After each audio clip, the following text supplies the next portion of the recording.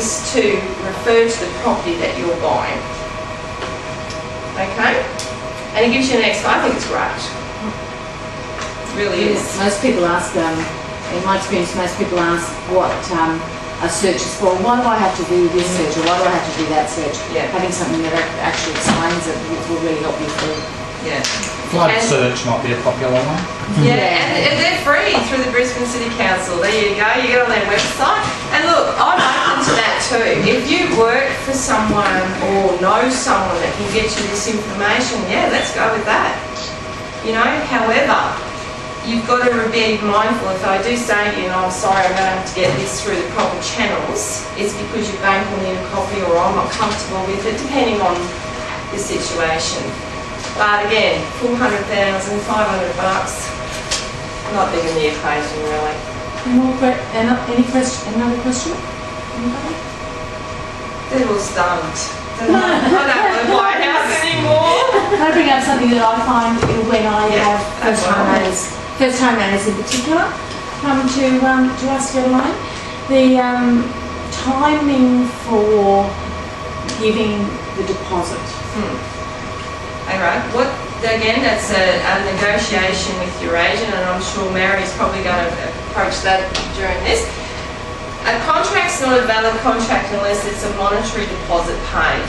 Okay, you can define in your contract, I don't know how many of you have seen a contract, but you put down an initial deposit, say of 500 or 1,000, when the seller signs or the buyer signs. Me personally, I like to pay my grand when I'm signing a contract, so the seller knows that I'm making this commitment. Your balance deposit is normally payable upon finance approval or within a 14-day period. Again, it's all negotiation with your agent. In the modern era of internet banking and things like that, it's not instant. So you've got to be careful there that you don't become breach of contract for not paying your deposit by waiting from this internet transfer to come through.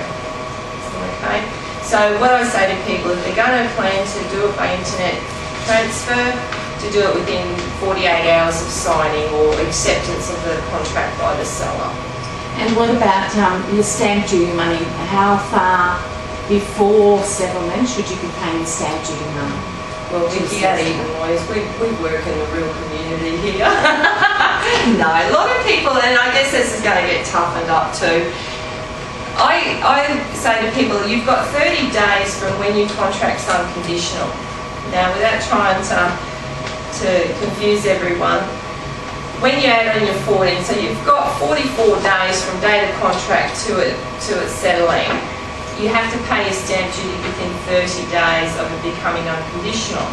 We do all our stamping online, so we are the stamps office.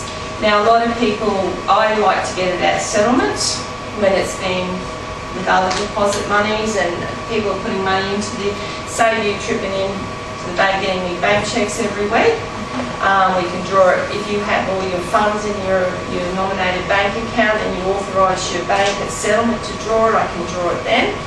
Your first home owners, your first 500,000 is free. Okay, if you're going to live there. Alright, but if you've got access to the internet, the Office of State Revenue duty calculators is a very, very fun thing to play with. Principal place of residence is defining as if you live there, but you've also owned property before.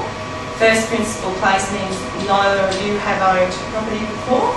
And look, if hubby's owned property and you haven't, you can have that split 50-50 and you still will get a discount.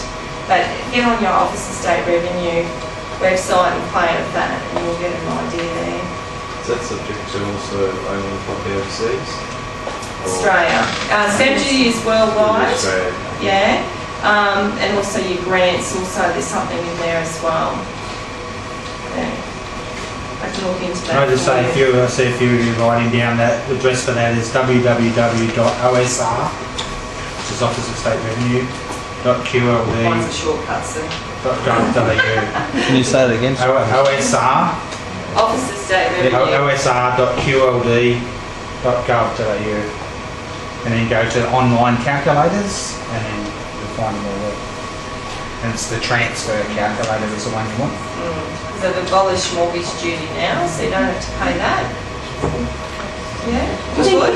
sorry, while we're on the state revenue, I might be the wrong time to ask, but with my type of work, I potentially am back off overseas. Anytime between 6 months of a few years, depending on the market. If you buy a house here, it's your first home here, and then you go overseas, is there a tax deduction on the use? If it's your first home and up to 500,000, you've paid nothing anyway. Okay, but if you've moved in, it's really assessed on a case-by-case basis. Right, people will buy a property and they're currently in a rental that they've got 12 months that they want to buy this property. You can make an application for consideration to get that stamp duty still waived being your first home, providing you're not deriving an income from it. So if you're moving over or residing overseas and you're not claiming it anywhere else, but not renting your property out, which is pretty silly, I guess, it's going to be way that long. So if you're deriving an income from it, I always say I want a bit of that. Okay? If you leave it vacant, you just need to let them know. But then you have insurance implications because you can't leave your house vacant for 3 months. There's also tax issues when Correct. you're working overseas. So You declared your primary place of residence here. yeah, so you're probably better off biting the bullet, paying the investment rates, claiming the investment rates on your tax together with your rent, and hopefully being away will make up for all the gains that you're going to have. Look, if you can make money on anything, the government want a part of it. That's rule of thumb, I think, isn't it? Quick question. Say if you live in the property for a year, how many years are you able to rent it out before you actually no longer your place of residency? You know what I mean? Yeah. You sign a declaration to say you're going to live there for a minimum of 6 months. Yeah.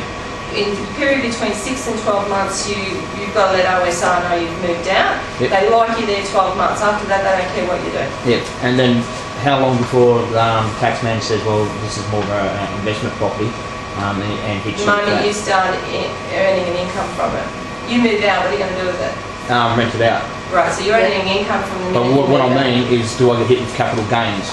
Oh, well, you'd have to check with your accountant. Right. Okay, but yeah, I understand the question you're asking, right?